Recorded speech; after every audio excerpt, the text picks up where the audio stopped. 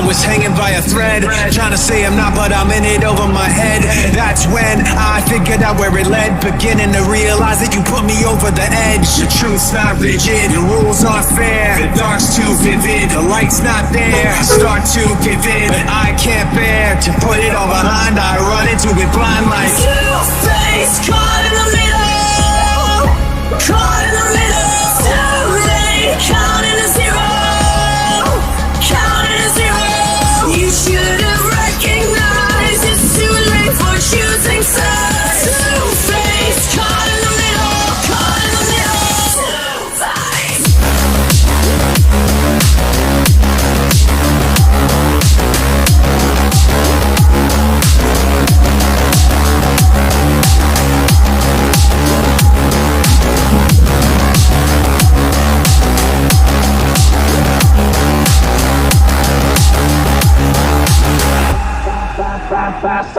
Last time you told me it wasn't true, and pointing every finger with things that you didn't do. So that's why I kept missing the clues, and never realized that the one that did it was you. Your truth's not rigid, the rules aren't fair, the dark's too vivid, the light's not there. I start to give in, but I can't bear to put it all behind. I run into it blind like Two-faced, caught in the middle, caught in the middle.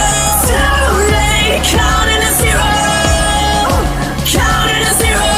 You should have recognized it's too late for choosing sides. Two-faced, caught in the middle, caught in the middle. Two-faced.